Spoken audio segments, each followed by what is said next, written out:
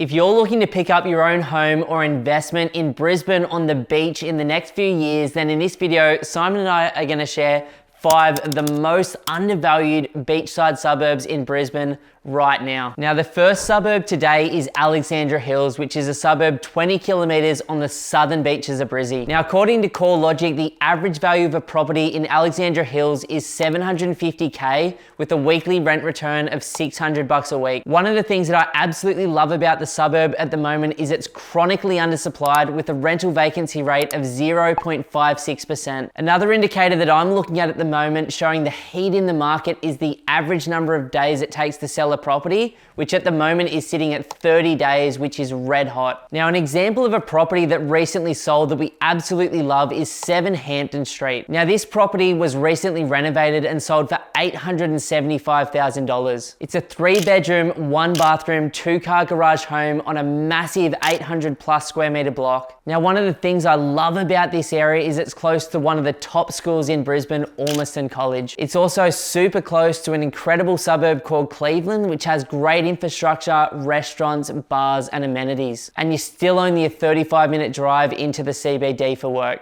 Now we're going to head 5 kilometres southeast of Alexandra Hills for the next suburb, which is Thornlands, about 25 kilometres from the Brisbane CBD. What I love about Thornlands is it has a higher owner-occupied presence and it has a higher than average household income, coming in at $110,000 per year. Now what I absolutely love about this suburb is it's super undervalued, only going up by around 5.5% per annum over the last 10 years. And it also has a really balanced DSR score sitting at 50 right now, so it's not too hot. It's not too cold. It's sitting right in the sweet spot. So if we have a look at what you can actually buy in Thornlands right now, we can see 14 Affinity Way has recently sold in August of 2024. This one's sitting on a slightly smaller piece of land at 438 meters square, but it is super close to the beach, which is what I love about it. And it's a really, really modern 4-bedroom, 2-bathroom, 2-car garage, really stock standard house, with this one expected to rent for about $700 per week. So really good rental yield for this area. Now, the third suburb is Clontarf, which is a suburb very close to my heart. I personally own up there at the moment and it's done extremely well for me since before COVID. Now, Clontarf's up there in the northern beaches where the Redcliffe Dolphins have just opened up, and there's a whole bunch of incredible schools, shopping centres and infrastructure going into that area at the moment. Now, Clontarf's about 24 k's from the city and has a whole variety of properties. You can buy homes in the area from anywhere between $700K for a knockdown up to millions of dollars for a beautiful brand new place. Now, if we take a quick look at 138 Elizabeth Street, which is on a main road, and obviously our preference would always be to buy on the quieter streets. Now, this home has been beautifully renovated, as you can see, and it's currently sitting on a 580 square meter piece of land. What's crazy about this property is where you look at the location compared to Sydney, Melbourne, or Perth on the beach,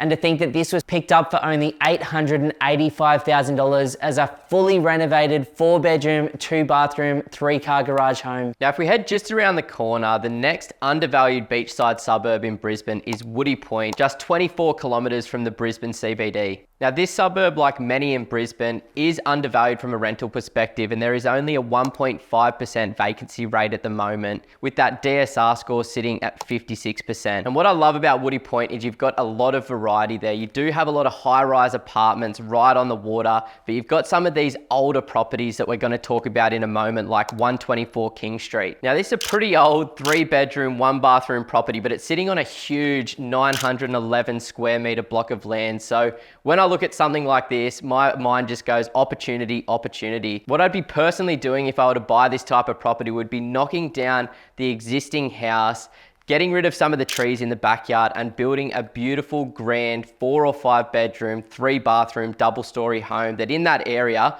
would rent for well over $1,200 per week at the moment. Now, when we look at some of the data coming out from Michael Matusik, we can see that average square meter of land around the country getting smaller and smaller and smaller. And as the population of Brisbane moves closer to Sydney, with about 5 million people expected to live there within the next 22 years, these properties on the massive piece of land are going to become very few and far between. So if you've got the budget to get into a property like this, which sold for just $725,000, then it's an absolutely great opportunity to land bank and get something with great potential down the line. Now, the fifth and final undervalued suburb in Brizzy on the beach at the moment is one of my favorites, as well as Simon's as well, and that is Cleveland. Now, one of the cool things about Cleveland only being 24 k's from the city is it's going through monster gentrification and has train lines running straight back to the CBD for work. Now, the average house price in this area at the moment is about $950,000, but there's all sorts of variety in the product types in the suburb right now. Like all of these suburbs in Brizzy, the vacancy rates are well below that 2% mark, and in this suburb, less than 1%, which means good quality rentals are being snapped up. Another thing I like about Cleveland is there was over 245 properties sold in the last 12 months, which means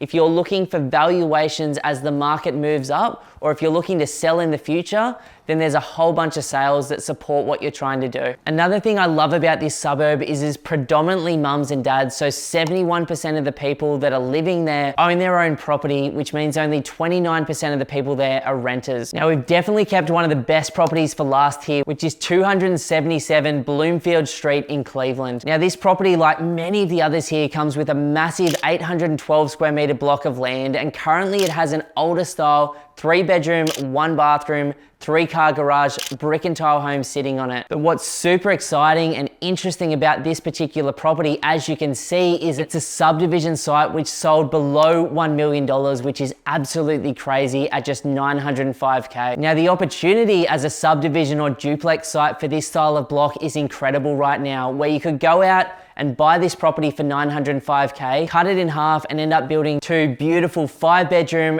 3-bathroom, 2-car garage properties, which in the current market would sell for at least $1.5 million each. Now, whether you've got a $700,000 budget or a $2 million budget for your next investment property, there are some beachside suburbs in Brisbane that are so statistically undervalued when we compare them to markets like Sydney and Melbourne or the Gold Coast and Sunshine Coast. Now, not all of these suburbs do represent value. In fact, of the more than 30 suburbs on the beach in Brisbane, we actually only look at about 10 to 15 of them as a business. So you can't just go out there and buy anything anywhere. You really need to make sure that you do your suburb research and due diligence and get into the statistically undervalued suburbs. And here's just 5 of them.